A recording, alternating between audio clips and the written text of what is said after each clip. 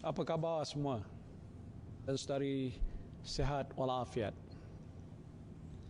Alhamdulillah, kehidupan seharian kita telah berjalan hampir seperti biasa melalui amalan norma-norma baru sepanjang pelaksanaan Perintah Kawalan Pergerakan Pemulihan PKPP yang akan berakhir pada 31 Ogos 2020. Penularan wabak COVID-19 dalam negara adalah terkawal dengan hanya 1 digit kes positif yang baru dicatatkan pada masa-masa tertentu. Ekonomi negara kita juga sudah mula menunjukkan tanda-tanda positif ke arah pemulihan.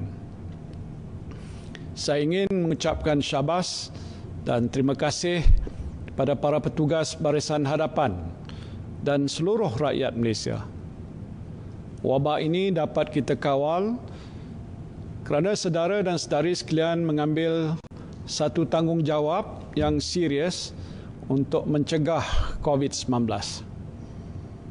Ini termasuk dengan mematuhi SOP yang ditetapkan oleh kerajaan dan membudayakan norma-norma baru kehidupan. Sungguh pun demikian, penularan COVID-19 di peringkat global masih belum menunjukkan tanda-tanda ianya akan berakhir dalam waktu yang terdekat. Sehingga kini 22 juta kes positif COVID-19 dilaporkan dengan lebih 780,000 kematian. Negara-negara jiran kita juga masih berusaha keras untuk menangani penularan COVID-19. Bagi mengatasi krisis ini, pelbagai pihak sedang berusaha untuk menghasilkan vaksin COVID-19. Pertubuhan Kesihatan Sedunia menjangkakan penularan COVID-19 akan berlanjutan untuk satu tempoh masa yang agak lebih lama. Justru adalah menjadi keutamaan kerajaan pada masa ini untuk mengenal pasti kluster-kluster yang mungkin wujud di negara kita dan mengambil tindakan segera untuk menghalang jangkitan di dalam komuniti. Bagaimana saudara dan saudari pun sedia maklum, negara kita masih berhadapan dengan risiko penularan COVID-19 seperti mana yang berlaku menerusi kluster Siva Gangga, Tawar dan Salah di negeri Kedah, Sanglang di Perlis dan juga kluster di negeri Sarawak baru-baru ini. Risiko ini perlu ditangani segera dan dikawal dengan tindakan-tindakan yang tegas dan tangkas sebelum ia merebak dengan lebih meluas lagi. Ini termasuk tindakan kerajaan untuk memperketatkan kawalan sempadan negara. Kerajaan telah pun mewajibkan warga negara yang pulang daripada luar negara dan warga asing yang memasuki negara ini untuk menjalani perintah kuarantin selama 14 hari di stesen-stesen kuarantin yang ditetapkan oleh kerajaan. Saya sedar berdasarkan perkembangan di peringkat global, kita akan melalui satu tempoh yang agak lebih lama sebelum negara kita dapat bebas sepenuhnya daripada ancaman wabak COVID-19. Dan buat masa ini, keadaan adalah terkawal.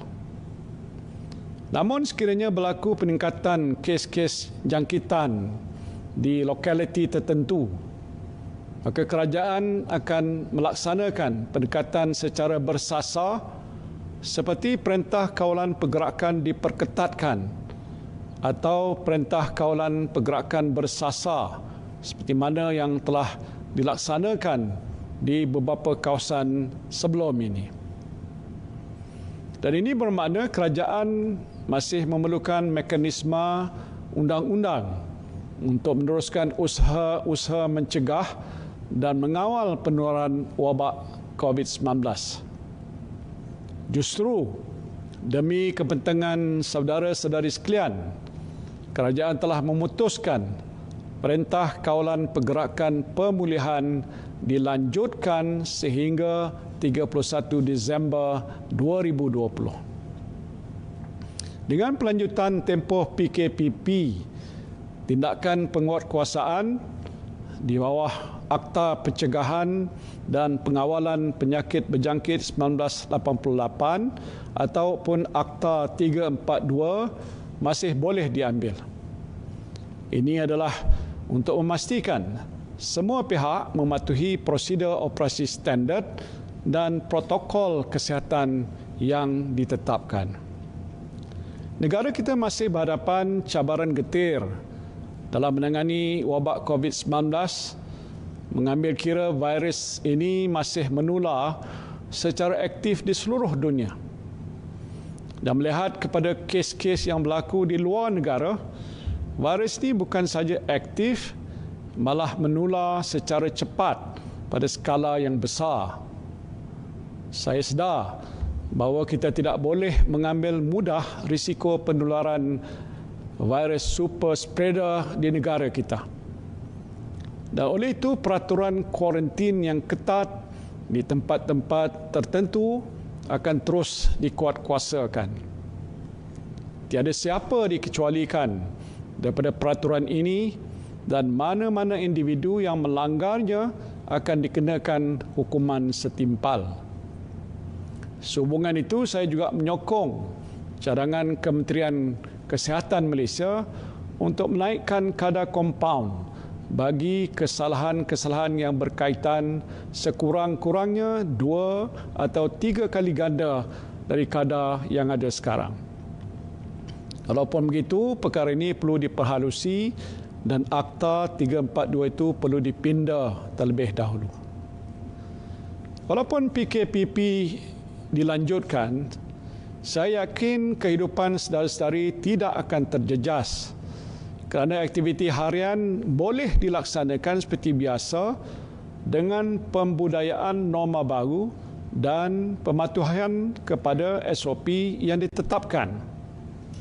Yang penting ialah saudara-saudari mesti terus membiasakan diri dengan pemakaian pelitup muka, membasuh tangan, sentiasa menjaga kebersihan diri dan mengelakkan berada di tempat-tempat yang sesak. Dan saya percaya semua ini telah pun saudara-saudari lakukan selama ini sehingga kita berjaya mengekang penularan wabak COVID-19 di dalam masyarakat kita. Memandangkan pelitup muka adalah satu barangan keperluan yang saudara-saudari gunakan hampir setiap masa, pihak Kementerian Perdagangan Dalam Negeri dan Hal Ehwal Pengguna sedang berunding dengan pihak pengilang dan pembekal untuk menurunkan harga pelitup muka ini.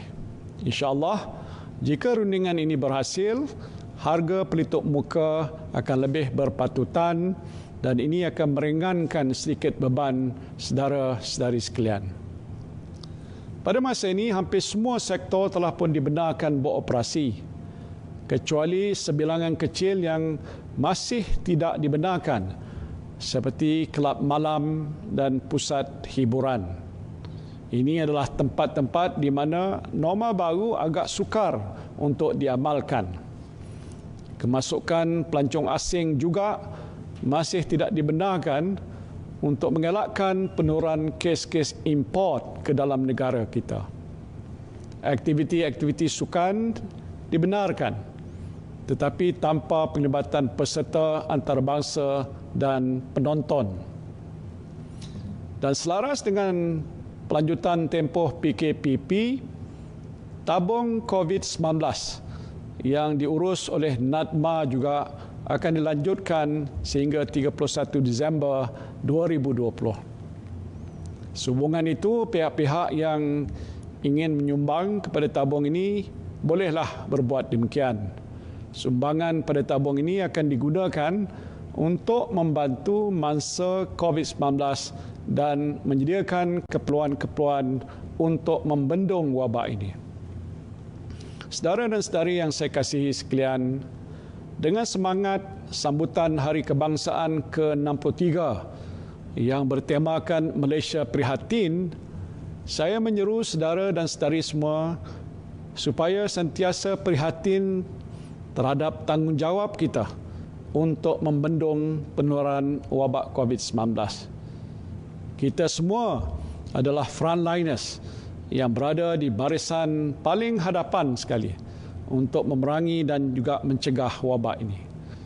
Saya percaya jika kita semua dapat memainkan peranan masing-masing dalam mencegah wabak COVID-19, negara kita akan berjaya untuk bebas daripada wabak ini dengan lebih cepat lagi. Saya mendoakan semoga saudara dan saudari terus diberikan perlindungan daripada wabak ini dan senantiasa sihat sejahtera. Terima kasih. Wabillahi taufiq wal hidayah. Assalamualaikum warahmatullahi wabarakatuh.